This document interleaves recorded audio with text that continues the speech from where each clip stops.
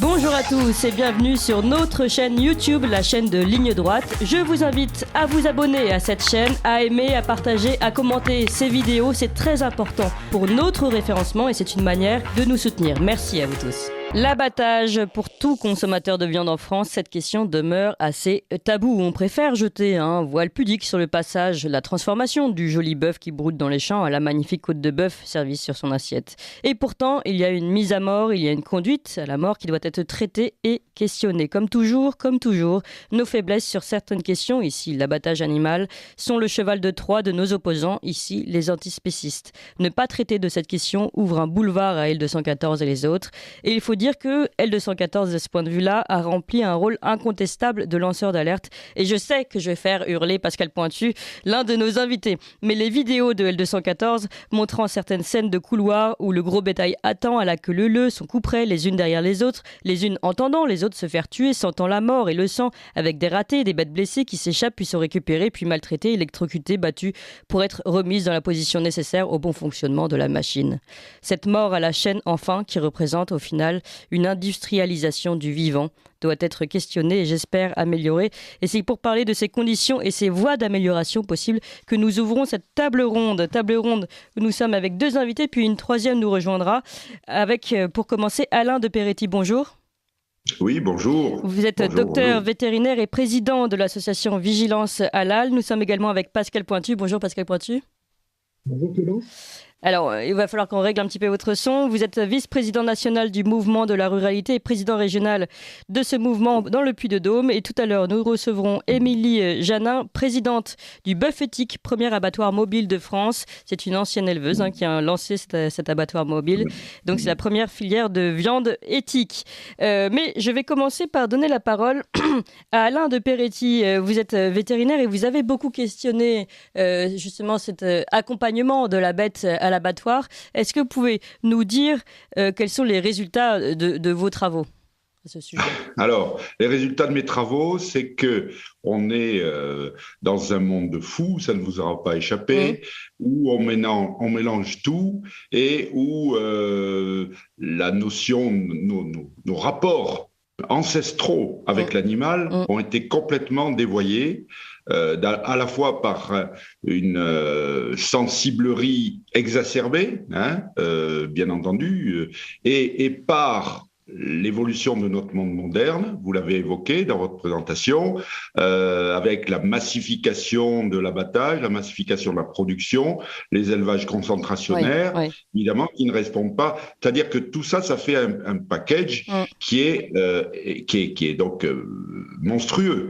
Et par ailleurs, est venu s'incruster là-dessus l'abattage rituel. Alors, il y avait l'abattage cachère, qui est techniquement pratiquement la même chose que l'abattage halal, mais le halal, par la mainmise qu'il a faite sur l'ensemble de l'abattage en France, puisque près des 2/3 des abattoirs maintenant pratiquent l'abattage halal, sans savoir bien au-delà de la demande concernant cette viande. Oui, par défaut, en fait. Par défaut, maintenant, nous avons pratiquement par défaut un abattage rituel.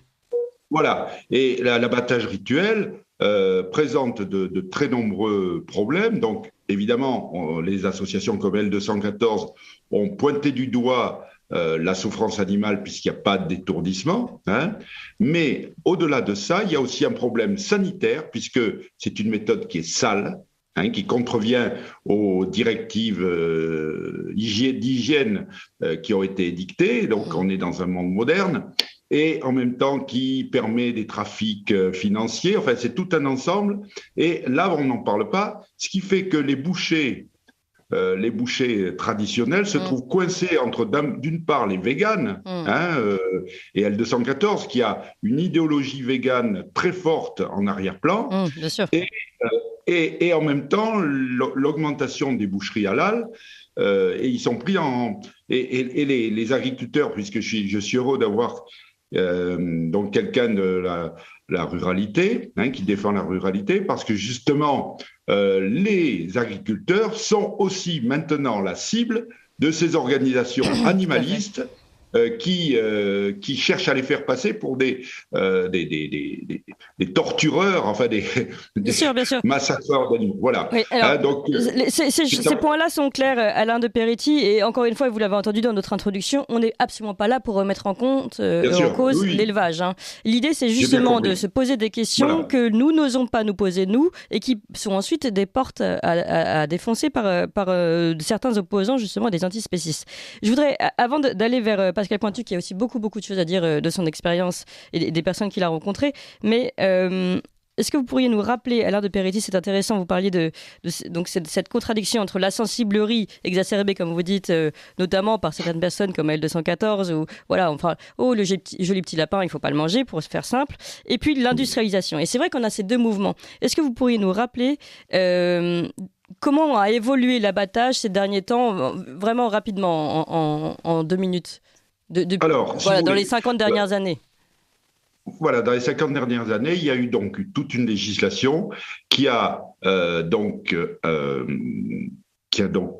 fait que l'étourdissement est devenu obligatoire. Alors, je précise d'ailleurs que cet étourdissement était pratiqué par nos sociétés depuis des temps immémoriaux. J'ai ramené donc une peinture, j'ai pris en photo une peinture dans un temple qui émanait donc d'un temple romain. Et dans lequel on voit une personne qui tient un bovin avec une hachette et qui va donc l'estourbir, voyez. Et même j'ai des gravures du Moyen-Âge où on assommait les bœufs. Alors c'était plus ou moins, mais on a toujours pratiqué l'étourdissement. Hein. Donc ça c'est une chose, mais ça s'est amélioré avec la législation. L'étourdissement était obligatoire. Et donc concrètement, comment fonctionne l'étourdissement aujourd'hui, enfin normalement dans alors, les l'étourdissement se fait avec une espèce de pistolet, avec une tige perforante qui va donc évidemment impacter le cerveau et provoquer disons, non pas la mort, mais ça conduira à la mort si on ne faisait rien, mais l'animal va être complètement... la déconnexion en fait de son... Voilà, déconnexion. Et pendant encore de longues minutes... Je le rappelle à ceux qui disent, les contempteurs de ces méthodes d'abattage, que vous pouvez être dans le coma après un traumatisme crânien et encore vivant, puisqu'on va chercher à vous sauver, à vous récupérer, etc. Et là, pendant un long moment, vous avez donc les fonctions cardiaques et respiratoires qui continuent. Donc, l'animal n'est pas mort, contrairement à ce que dit le Coran. Voilà, donc l'animal n'est pas mort. Il est simplement estourbi, même de façon mortelle. Il va finir par mourir. Vous voyez ? Alors, par ailleurs, je voudrais dès maintenant dire que aux États-Unis, il y a une dame qui s'appelle Marie Temple-Grandin qui a mis au point une technique. Alors, c'est une dame qui est autiste et qui, de ce fait, ressent. Quand elle a visité les abattoirs, elle a ressenti l'angoisse des animaux. Ah oui. Et elle a mis au point un système qui permet donc d'abattre les animaux de façon beaucoup plus tranquille. C'est-à-dire que c'est à la fois la sortie du camion, le cheminement vers le poste d'abattage, etc., qui ont été repensés par cette dame. Et donc, plus de la moitié des abattoirs américains sont équipés de ce système. Et en France, on n'en parle jamais. C'est-à-dire qu'on est encore une fois dans un débat idéologique au lieu de chercher à améliorer les choses de façon pragmatique. Voilà. Et aux États-Unis, le système Temple-Grandin est un label de qualité. Vous voyez ? Oui, d'accord. Voilà. Alors, je donne un petit peu la parole à Pascal Pointu, puis Pascal, ensuite, il y aura le flash info à 8h. On vous redonnera évidemment la parole derrière. On a tout le temps derrière pour continuer de développer. Pascal Pointu, je sais, vous allez réagir sur mon introduction sur L214, donc ne prenez pas trop de temps quand même sur ce sujet et allons droit au but. Oui, non, alors bon, effectivement, L214 n'est pas que végan, ils sont abolitionnistes, c'est-à-dire qu'ils se refusent à toute forme d'élevage, donc c'est encore pire que tout le reste. Bon, en France, on a un problème sur les abattoirs, il nous reste 265 abattoirs en France, Quand il y a 50 ans de ça, on pouvait multiplier le nombre par 4 ou 5. Pratiquement toutes les petites communes avaient leur abattoir. Moi, mon grand-père était charcutier. Il traversait la route, il y avait l'abattoir juste en face. Bon, les choses ont évolué. Il faut faire ainsi. Et il faut aussi voir une chose, c'est que les abattoirs français répondent aux normes européennes, et notamment la directive de 2009 concernant l'immobilisation de la bête et l'étourdissement et ainsi de suite. Donc on est dans un système effectivement où il y a des choses à apporter. LMR a toujours dit que la maltraitance animale... Le mouvement pour la ruralité. Oui. Voilà, le mouvement pour la ruralité, la maltraitance animale était une chose extrêmement importante pour nous parce que il n'y a pas que l'image de marque pour les éleveurs, mais il y a aussi le bien-être animal pour la bête. Même si la finalité c'est la mort dans un abattoir, autant se peut qu'elle se fasse dans les meilleures conditions. Et c'est pour ça que nous avons nous sommes toujours tournés vers des solutions modernes et vers des solutions alternatives à l'abattoir municipal, sachant que la disparition de ces abattoirs-là est une réalité et que ça pose énormément de problèmes aux éleveurs à l'heure actuelle pour faire abattre leur cheptel. Et il faut qu'ils prévoient tout ça, et ça entraîne des coûts, bien entendu, mais ça entraîne surtout un stress énorme pour l'animal qui doit être transporté des fois à plus de 100 km de son lieu d'élevage pour finir sur son lieu d'abattage. Et moi, il me semble qu'il faut que l'on rationalise tout cela. Et Émilie Janin qui va intervenir. On va parler des solutions juste après. Pascal Pointu, on reste avec vous, on reste avec docteur Alain de Peretti. On fait un rapide point sur les informations puisqu'il est 8h01 sur Ligne Droite. La Russie promet un cessez-le-feu de 3 jours à partir de ce matin autour du complexe métallurgique d'Azovstal à Mariupol, site abritant encore des civils et des militaires ukrainiens. Les autorités ukrainiennes disent avoir perdu le contact avec les soldats sur place après un assaut de grande ampleur lancé par la Russie hier. Celle-ci conteste en être à l'origine et assure qu'elle mène des opérations pour empêcher des combattants ukrainiens de rejoindre des positions stratégiques. Dans le même temps, Charles Michel, le président du Conseil européen, réitère le soutien de l'Union européenne à la Moldavie. Le pays frontalier de l'Ukraine fait face à un regain de tension dans la province de Transmitir, une région pro-russe indépendante. Des équipements militaires supplémentaires seront livrés prochainement. L'Union européenne qui intensifie aussi les sanctions contre la Russie avec un 6e train de sanctions. Il comprend une interdiction progressive des importations de pétrole et l'exclusion de la plus importante banque russe du réseau financier SWIFT. Aux États-Unis, la colère continue dans plusieurs grandes villes sur la question de l'avortement. Oui, les pros et les anti-avortements s'opposent à coups de slogans. Mon corps, mon choix d'un côté, les bébés ne choisissent pas de mourir de l'autre. Ces manifestations font suite à une fuite de documents sur un projet de suppression du droit à l'avortement au niveau fédéral par la Cour suprême des États-Unis. C'est-à-dire que tous les États seraient libres d'interdire ou d'autoriser l'avortement. Joe Biden fait part de son inquiétude et appelle les Américains à choisir les candidats favorables à l'IVG à l'automne prochain lors des élections de mi-mandat. Le Parti socialiste suspendu à l'avis des 300 membres de son Conseil national sur l'accord conclu avec la France insoumise pour les législatives. Oui, le PS attend de savoir s'il rejoindra ou non la nouvelle Union populaire écologique et sociale après avoir trouvé un accord avec la France insoumise hier. Un avis doit être rendu ce soir à 19h. L'accord conclu après de nombreuses négociations provoque déjà l'implosion du Parti socialiste. Plusieurs ténors rejettent le principe même d'une alliance avec Jean-Luc Mélenchon. C'est le cas notamment de l'ancien président socialiste François Hollande et de son Premier ministre Bernard Cazeneuve qui claquent la porte du parti.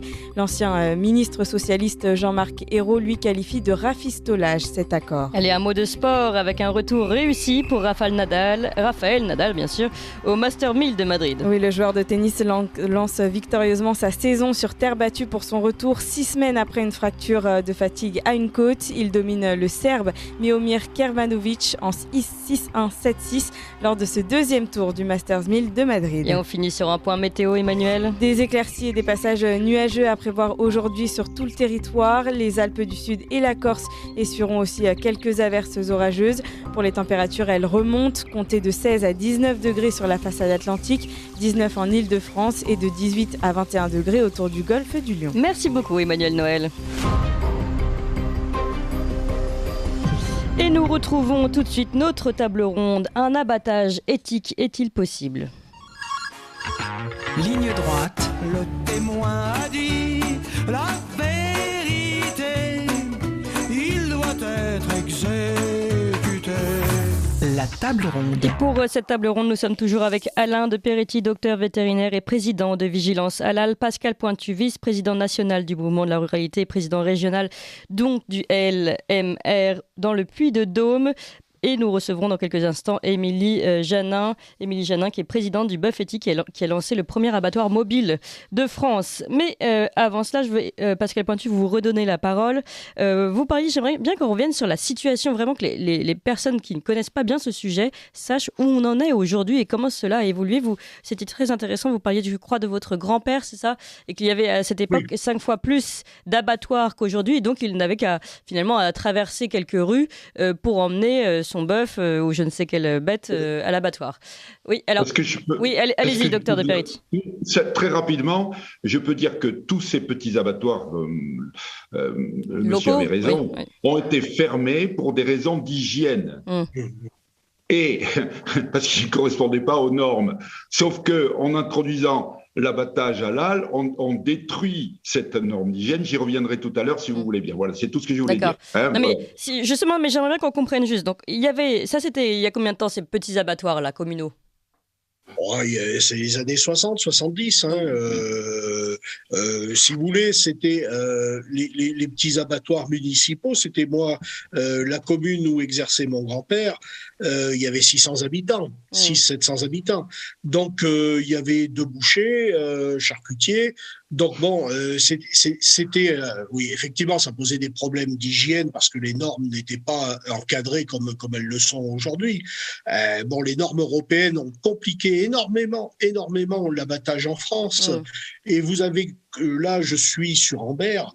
Vous avez l'abattoir d'Ambert, une petite ville de 6000 habitants, qui est menacée de fermeture parce que il faut remettre aux normes qui changent constamment.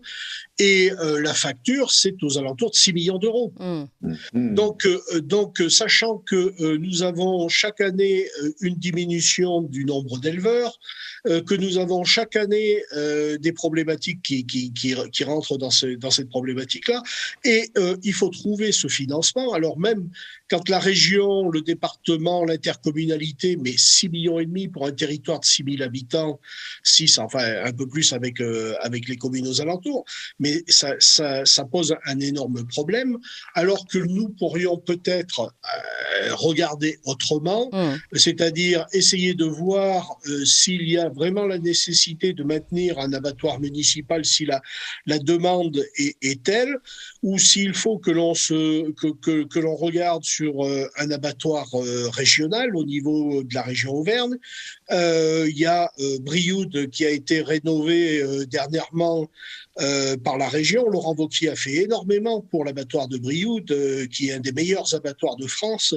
Mais la problématique qui se pose, c'est que l'éleveur n'a pas les mains sur le planning pour les abattoirs. C'est-à-dire que on lui dit tel jour c'est les ovins, tel jour c'est les bovins, il faut être là de telle heure à telle heure, et ça pose un problème de calendrier, et ça pose un problème de choses concrètes pour la ruralité qui demande à l'éleveur d'amener, par exemple pour aller à Brioude, il faut en camion d'Ambert, il faut 1 heure, 1 heure et quart. Donc vous avez un stress de l'animal. Qui dit stress, vous avez une viande qui est de moins bonne qualité, et vous avez une souffrance de l'animal, et tandis que l'abattoir mobile me semble quelque chose qui est extrêmement moderne dans sa philosophie, qui est moderne pour sa disponibilité pour l'éleveur, puisque là c'est carrément l'éleveur qui choisit son moment pour faire abattre, et nous avons des solutions alternatives qui permettent d'avoir quand l'abattoir mobile se déplace dans une ferme, le bovin n'a pas ce stress quand il voit arriver le camion, qui sait qu'il va l'amener à l'abattoir, et ainsi de suite. Donc moi je pense ni l'assèchement ou les conditions de transport. Voilà, il faut qu'on regarde là-dessus. Alors, je voudrais juste, pardon, si on résume, je vais me tourner vers Dr de Peretti ensuite. Si on résume, la question des abattoirs en France, finalement, est assez parallèle au questionnement du désert médical, paradoxalement, puisque vous nous expliquez qu'avec des normes de plus en plus importantes, les normes européennes comme toujours, eh bien, finalement, les conditions de vie, de traitement de ces animaux sont de pire en pire, alors que c'est au nom de leur bonne traitance que l'on fait tout ça, et de l'hygiène. Et en fait, on voit la même chose pour les hôpitaux, puisque on dit toujours, au nom d'une bonne santé, il faut que les personnes puissent pratiquer plus, etc. Donc, dans un petit hôpital, finalement, la pratique n'est pas régulière. Donc, on préfère faire des grands pôles hospitaliers. Et ben, résultat des comptes, en ruralité, les naissances aujourd'hui sont en danger. Et là, on peut faire un parallèle en fait entre ces déserts médicaux qui sont, en tout cas, entre l'hospitalier et l'abattoir qui, dans tous les cas, sont écrasés de normes qui finit par rendre tout finalement plus compliqué ou avec plus de maltraitance. Oui, et puis en plus, il faut voir une chose. Il faut être clair. La ruralité a été la grande oubliée depuis des années et des années. On a donné plus de 140 milliards aux banlieues, quand on n'a rien pour la ruralité. Alors effectivement, vous posez les bonnes questions. On se retrouve avec les mêmes problématiques que la santé publique au niveau des abattoirs. On se retrouve aussi aux mêmes problématiques pour les services publics, puisque là, c'est la même chose. C'est-à-dire qu'il y a eu une volonté maintenant où la campagne n'existe plus pour nos grands dirigeants. La France d'en bas, comme disait Jean-Pierre Raffarin, si je ne m'abuse, la France d'en bas, elle a plus son mot à dire. Vous voyez bien dans la campagne présidentielle, qui a eu des propositions pour la ruralité? Pas grand monde. Vous avez, tout le monde vous dit qu'à l'heure actuelle, il faut parler de ruralité, et ainsi de suite, et ainsi de suite. Moi, quand je vois les épisodes Covid, que les gens ont voulu changer de vie, ont voulu se rapprocher de la campagne, et puis maintenant, c'est un peu l'inverse, puisqu'il y en a certains qui ont pas tout compris Ils sont dérangés par les coques. Oui. Voilà, il y a déjà ceux-là qui commencent à agacer un peu tout le monde. Et puis, il y a aussi que c'est un style de vie à part. Quand on parle d'inflation à l'heure actuelle aux Français aux alentours de 4,8% c'est pour l'urbain. Le rural, c'est 11% d'inflation. C'est 11%. Et tout ça, nous, on le subit. On nous demande d'être toujours plus tournés vers des choses positives et ainsi de suite, mais on ne nous donne jamais les mots. Pourquoi on devrait à chaque fois faire la manche et essayer de demander un peu d'argent à l'État quand on est les premiers ponctionnés? On nous impose des éoliennes, les maires n'en veulent pas. Oui, on va pas aller sur les éoliennes parce que c'est déjà un vaste sujet, l'abattage. Je vais me retourner. Tout un choix. Oui, mais bien sûr. Non, mais vous avez raison, Pascal Pointu. Mais je voudrais qu'on reste aujourd'hui bien sur l'abattage. Docteur de Peretti. Oui, alors, en ce qui concerne le monde paysan, j'ai donc fait plus de 35 ans de pratique de vétérinaire rural. J'étais aussi inspecteur d'abattoir, donc je connais un peu la musique. Et j'en suis arrivé à la conclusion que non seulement la ruralité avait été oubliée, mais que c'était une volonté de l'éradiquer. Et ça, je l'ai compris peu à peu, parce qu'au départ, je comprenais pas tout ça. Et voilà. Et alors, pour revenir à l'abattoir, parce que si vous voulez, cet abattoir mobile me semble une solution absolument géniale. Alors, je vous le dis tout de suite, Émilie Janin est avec nous. Là, elle vient de nous rejoindre. On va lui donner la parole. Voilà. Alors, elle va en parler certainement. Et je vais non seulement la féliciter, mais lui dire que je fais de la publicité pour ça. Et j'aimerais bien justement rentrer en contact avec elle pour éventuellement faire un reportage pour Vigilance Halal, puisqu'on a donc et qui permettrait de mettre en avant cette chose-là. Alors, ça correspond à un besoin fondamental de société, d'écologie, enfin qui a tout pour lui, c'est-à-dire le localisme, c'est-à-dire qu'on a besoin, à l'heure actuelle, on le voit avec la mondialisation qui nous a amené là où on en est actuellement avec une crise majeure, on a besoin de relocaliser les activités pour toutes sortes de raisons, et notamment là pour le coup pour les animaux. Alors je voulais simplement revenir sur les normes européennes. donc, que vous avez évoquées, qui sont effectivement extrêmement lourdes. Et dans ces normes européennes, il y a une norme concernant l'hygiène lors de la saignée et de l'abattage.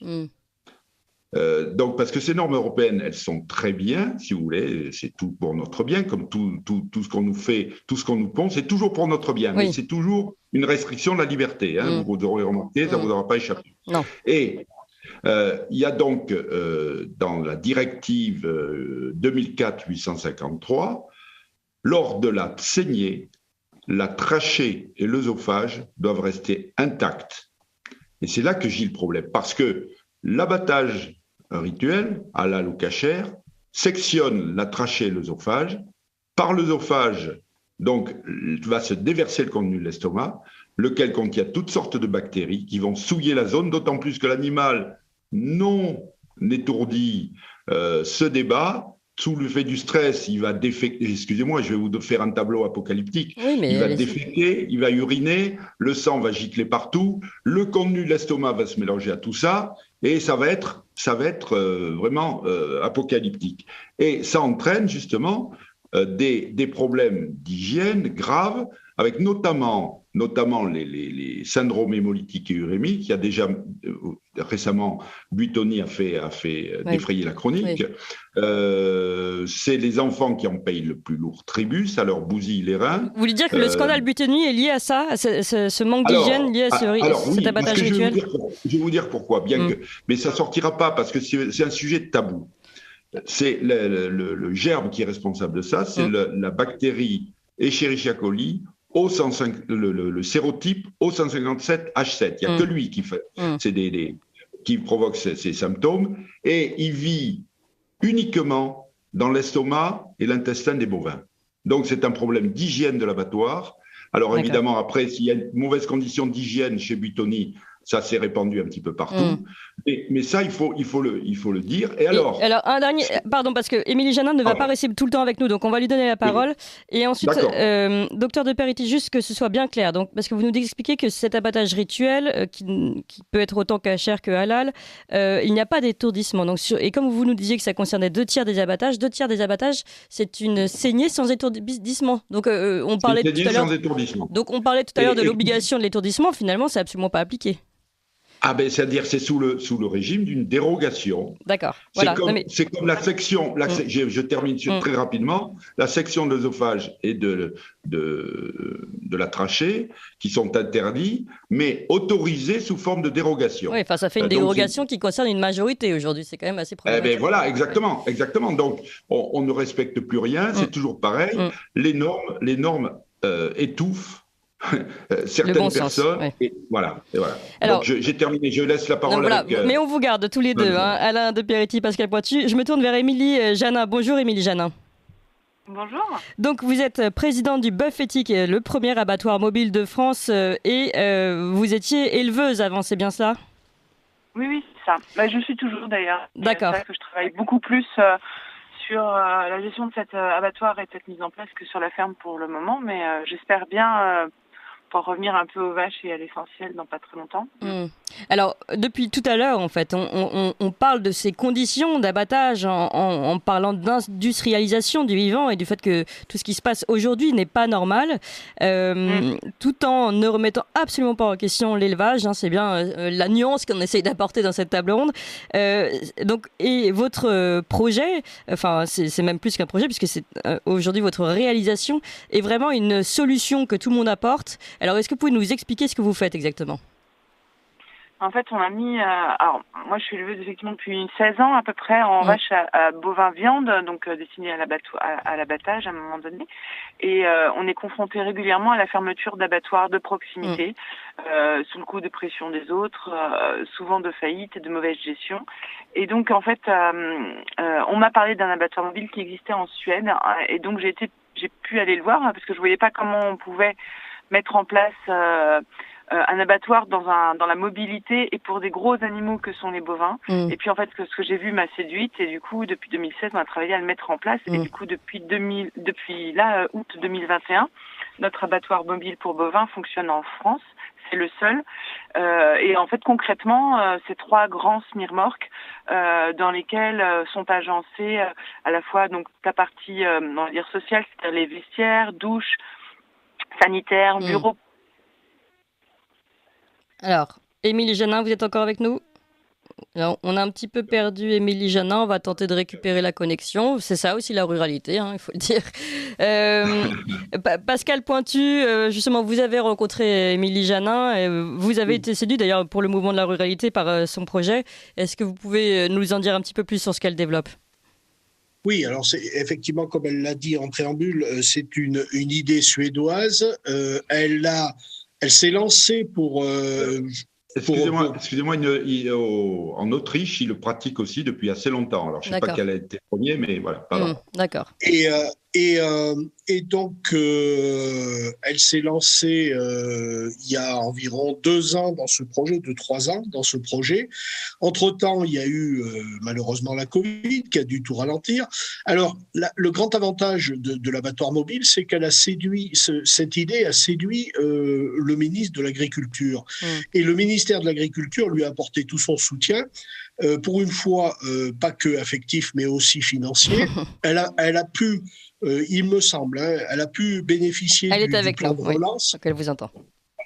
Elle a pu bénéficier du plan de relance et c'est un investissement, si je ne m'abuse, qui tourne aux alentours de 1,2 million, 1,3 million et qui permet effectivement avec 3 grosses semi-remorques de passer du système de l'abattoir normal jusqu'à la découpe et jusqu'à la confection pour la vente directe ou pour l'expédition aussitôt, tout ça sous contrôle vétérinaire bien entendu. Alors Émilie Janin, pardon, Pascal Pointu, pardon, excusez-moi, je vais donner la parole à Émilie Janin si vous voulez bien qu'on a récupéré. Vous êtes là, Émilie Janin ? Oui. Alors, oui, pardon, excusez-moi, ça a coupé parce que la campagne et le réseau étaient pas compliqués. Non, mais y a pas de problème. Je disais effectivement, c'est 3 grosses remorques. Donc la partie abattoir et puis la dernière c'est le camion frigo qui nous permet de ressuyer les carcasses. C'est-à-dire qu'effectivement on va jusqu'à la mise en carcasse. Par contre on va pas découper la viande parce que la viande de bœuf a ce site particulier qu'il faut la maturer un certain temps avant de pouvoir la découper et la mettre en consommation. Donc nous on fait juste le ressuyage, ça consiste à faire tomber la température des carcasses en dessous de 7 degrés en moins de 24 heures. Et ensuite on dépose des carcasses dans un entrepôt. En l'occurrence on travaille avec un abattoir de proximité pour le stockage des carcasses. Ensuite, c'est découpé et envoyé vers nos clients. Ouais, voilà. D'accord. Qui se trouvent un peu partout en France d'ailleurs. Donc en fait, on travaille pour l'instant que sur la Bourgogne. Et voilà, est-ce que vous, éleveuse, vous expliquez la distance, ce que vous disiez tout à l'heure, qu'il n'y avait plus d'abattoir local. Est-ce que vous, éleveuse, aujourd'hui, vous y retrouvez maintenant avec cet abattoir local ? Qu'est-ce que ça apporte à l'éleveur ? Alors, concrètement, pour les éleveurs, ça apporte 2 choses. 1, ils savent de comment vont finir leurs animaux. Et 2, une meilleure rémunération parce qu'effectivement, on s'est engagé à les payer effectivement d'une façon, à mieux les payer sur l'achat de leurs animaux. Il y a moins de marge.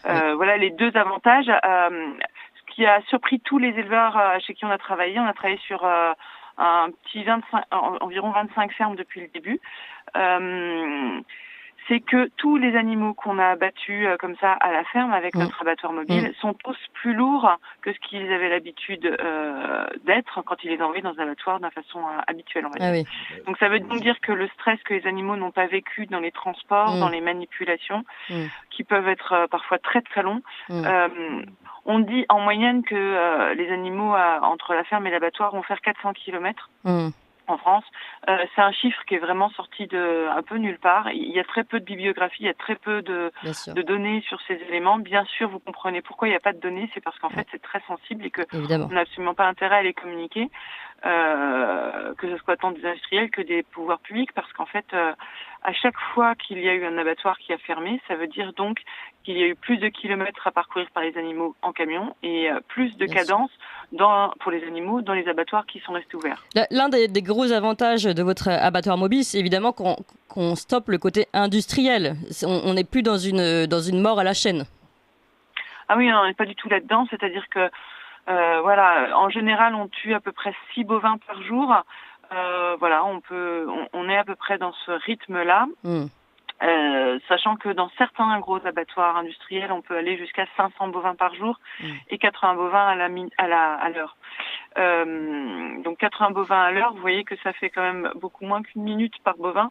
Et c'est là qu'on peut facilement imaginer, qu'il puisse y avoir des dérapages, des gestes qui sont mal faits, parce que on est dans la précipitation tout le temps, et on est sur des abattoirs qui fonctionnent en 2/8 souvent. Et donc du coup, c'est des cadences infernales qui sont terribles à la fois pour les animaux et pour ceux qui y travaillent, quoi. Et pour vous, les consommateurs vous aviez aussi. réalisé, Émilie Janin, votre projet, est-ce que vous aviez été sensibilisée peut-être par des vidéos cachées de ce qui se passait dans les abattoirs notamment, on citait le 214, il y en a d'autres, ou est-ce que vous aviez réalisé avant seul ce qui se passait dans les abattoirs? Alors nous, en tant qu'éleveurs, déjà, effectivement, les vidéos chocs nous ont surpris, nous ont choqués comme tout le monde, de toute façon, ça ne peut faire que ça. Par contre, nous, on a cette autre problématique que, contrairement à des végétaux, quels qu'ils soient, la viande, pour être mise sur le marché, elle doit passer par un abattoir qui est agréé par les services de l'État. Et donc, à chaque fois qu'il y a un abattoir qui ferme, ça veut dire de plus grande complexité pour pouvoir vendre nos produits, nos animaux. Et quand je dis complexité, c'est qu'on va finir par y arriver. Simplement, 80% des abattages sont réalisés par 4 grands groupes industriels. C'est-à-dire qu'ils n'ont pas encore le monopole, mais ils en sont vraiment, vraiment pas loin. Et ça veut vraiment dire que du coup, on vend nos animaux au prix qu'on voudrait bien nous donner. Et ça fait quand même 40 ans que l'élevage est en crise. C'est-à-dire que moi, aujourd'hui, quand je vends mes animaux vivants, si je devais les vendre vivants, je les vends moins cher que mon père qui les vendait, lui, en 1980 quand il s'est installé. Oui, ça c'est toujours intéressant parce qu'on nous parle toujours de la pénibilité de l'agriculteur et en fait on se rend bien compte que tous ces soi-disant progrès, ces nouvelles normes, etc. Finalement ne privilégient pas toujours nos agriculteurs. Merci beaucoup Émilie Janin pour cet éclairage. Je sais que Alain de Peretti, docteur vétérinaire, souhaite entrer en contact avec vous. Pascal Pointu entre également en contact avec vous, est en train d'échanger pour développer ce bœuf éthique et cet abattoir mobile de France. En tout cas, vous apportez vraiment une solution positive. Oui, c'est docteur de Peretti, allez-y. Est-ce que je un dernier mot poser pour une chacun. Allez-y. À Madame Janin. Oui. Voilà. Est-ce que je pourrais lui poser une question? Oui, allez-y. Émilie Janin, vous êtes là encore? Oui. Allez-y, docteur de Peretti. Oui. Alors, déjà, je fais de la publicité pour vous et dans le cadre de ma lutte contre l'abattage rituel et en même temps la maltraitance des animaux. Et nous tentons d'instaurer, il est en place d'ailleurs, un label, un petit label, c'est pas tout à fait un label, qui s'appelle Suivez le coq, où nous avons répertorié les abattoirs qui sont traditionnels, qui ne font que du traditionnel, c'est-à-dire du moderne, l'abattage moderne, par rapport à ceux qui sont mixtes, qui font un peu des deux, donc qui sont quand même suspects, et ceux qui ne pratiquent que de l'abattage rituel. Et donc dans ce label, si vous voulez, j'aurais bien voulu rentrer, je me permettrai de demander soit à vous directement. Mais on fera les mises en relation si vous le voulez bien après l'émission. Voilà, c'est ça. Donc pour pouvoir entrer en contact. Il n'y a pas de souci. Effectivement, nous, on ne fait pas l'abattage rituel du tout. On ne fait que de l'abattage après avec étourdissement. Assommage. Oui. Voilà. Je voudrais donner un dernier mot à Pascal Pointu et pour clôturer cette table ronde. Mais en tout cas, merci beaucoup Émilie Janin d'être venue nous donner ce projet qui quand même donne un petit peu d'espoir dans ce système de la mort. Pascal Pointu, un dernier mot.